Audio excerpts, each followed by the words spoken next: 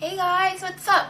So today I wanted to do a vlog about my self-healing journey, and I got the idea from my good friend Talia. Shout out to Talia.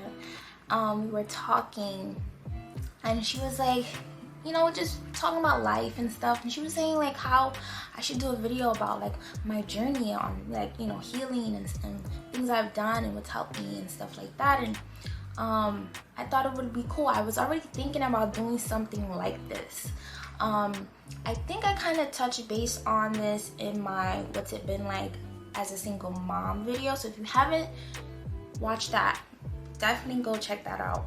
But today's just on what my healing has been like, and so I'm just gonna start from the beginning. I mean, the beginning, any journey isn't easy, but a self-healing journey especially, because there's so much unlearning that you have to do. And having my daughter Nala, and that's why I always give my praise and gratitude for my daughter, because without her I don't feel like I would have been able to make certain changes in my life the way that I have, mentally and spiritually, and just habits that I've created for myself that have really allowed me to ascend and grow in the way that I never thought I could. So, I always give it to Nala, because being a parent, you really, you have the opportunity to relearn things. You're growing with your child. And you have the ability to just see things through their eyes. So you often go back to your childhood and you lament on things that has happened to you, and you have to face those things, and sometimes that can be really hard and scary at times. I remember when Nala was just a baby, so much was going on in my life, and it was just so uncontrolled. Like there was no control. I felt like I just had to go with it. Like I had to face things that I didn't want to face. Particularly with my childhood, there's been traumatic things that has happened to me that I had to face at being a new mom, and that was just wild, which I will definitely talk about in a later episode, and just talk about, or possibly I am definitely thinking about making a book, so who knows. But just like childhood wounds that came up and that still come up to this day. Healing isn't linear. I had to learn that. I'm still learning that, but you always have opportunities to see where your growth is, where it's coming from. So once you master the lesson, you get tests from the universe, and these tests are to see where your growth is. I believe I had to start within myself. I had to learn how to like myself. I don't think I even liked myself before I had Nala. I had to learn, and then from liking myself, I had to learn to love myself. And parenting my daughter, nurturing her, pouring into her, doing all the things that I want to do for her and make her childhood good, I did for myself. I was like, well, if I'm nurturing my daughter and I'm making sure she goes to bed every day, I'm making sure she's eating healthy, and I'm making sure she's in a positive state, I should be doing that for myself too, because I can't just show her and tell her that. I have to be that example, and that really made me step up to the plate. So liking myself, things I didn't like about myself. I didn't like being dark skinned. I hated being black. I like dark skin. I didn't hate being black, but I hated being dark skinned woman. I would get criticized for being dark skinned. And then just as I started to learn more about my history as a black woman, things they don't teach you in school, so many conditions that are placed on you as a child, I started to hey guys, back, sorry about that. But yeah, once I had did that, as far as unlayering these conditions that was brought on me, I view I started to become my true self, who I really am, instead of being all the layers that were put on me through belief systems, through just what is considered normal and to now meat isn't normal, like the way we eat. You know, I'm vegan. I changed the whole trajectory of my life once I started finding out things about myself and doing research about who I am and about being a Black woman and what that means for me. I'm so proud to be a Black woman. I'm so proud. I'm so, like, I pray to my ancestors every day. I'm so thankful for them, and I'm so grateful and happy to be in this body in this lifetime as a Black woman. I'm so grateful. And all the times that I didn't see my worth or appreciate those things, you know, I have grace with myself and I apologize to myself.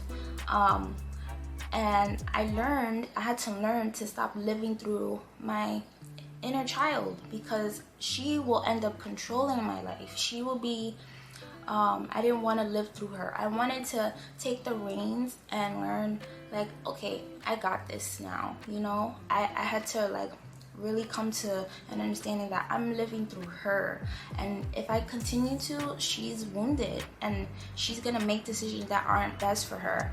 I had to learn how to set boundaries. As a parent, you have to learn how to set boundaries, because people will feel like they know best.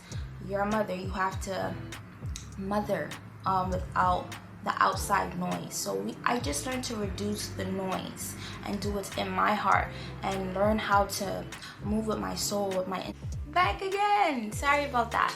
I had to learn how to trust my intuition. I had to learn that I can make good decisions for myself and for my daughter, and it will be okay.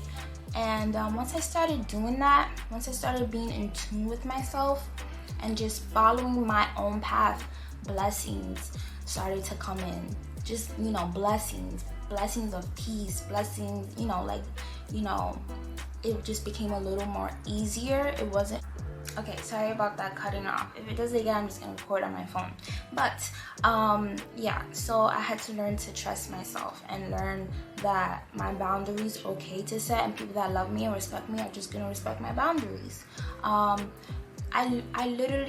believe that being by yourself in the process of self-healing is necessary, because things are gonna come up that you not necessarily people can't handle, but it's better to learn how to love yourself and deal with yourself and take accountability for the choices you've made in the past, and be okay with it gracefully, be okay with it on your own. Learn how to be in your own space. Learn the things that you like. I started to do things that I like I like music. I like old music, like jazz. I'm not gonna say old, but jazz. I like old movies. I like to dance. I love I like poems and like poetry. I just like doing things that I like, and I don't care if I'm by myself, honestly. That's what self-healing has brought me so far in this journey.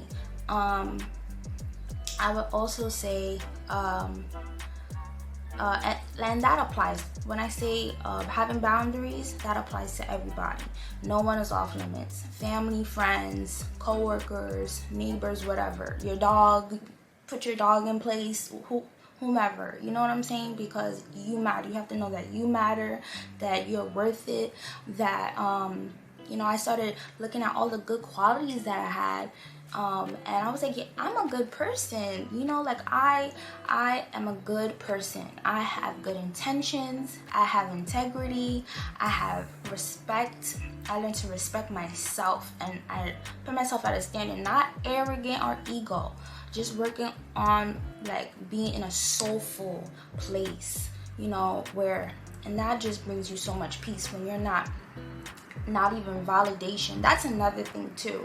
I used to needed to be validated. I always looked outside of myself, and you have to learn on your journey, on the self-healing journey, that everything's inward. Everything is all in you. You have more control than you think. You know what I'm saying? And that's once you go through that process and journey.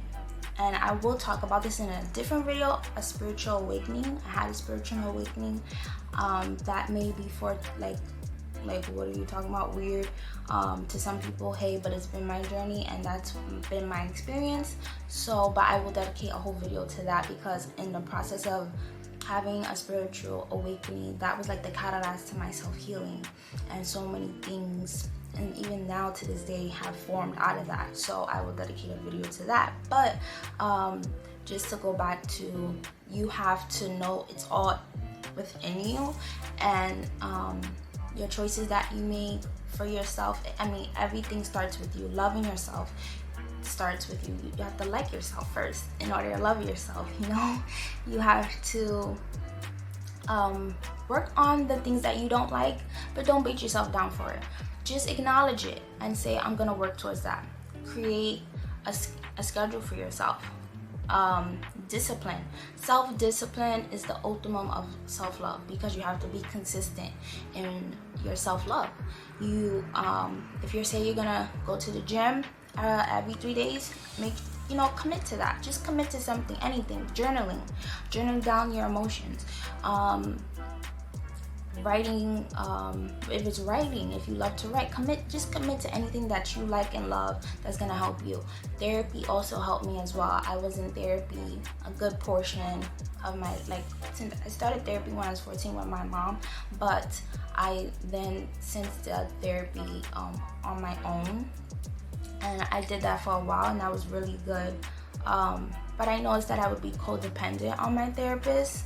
I noticed that, and I haven't had a therapist in a while, and I do want to go back to therapy, just because I am a single mom and I think it would be good for my mental health.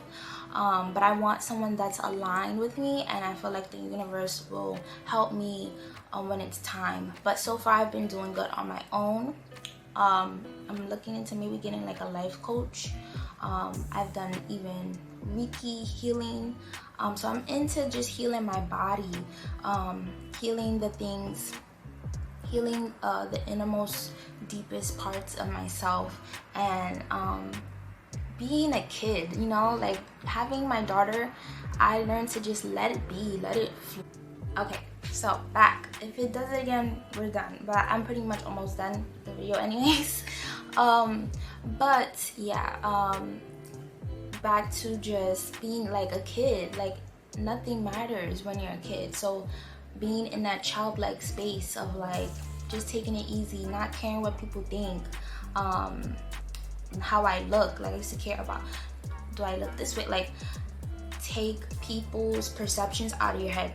The standards, living up to people's standards. Live up to your own standards. Create your own standards for yourself, and be okay with that. Don't care what other people think. I'm at a place where I don't care what people think. I want to do things that are authentic to me, things that I love, that I like, that make my soul happy. I'm just all about making my soul happy and living in my purpose at this point.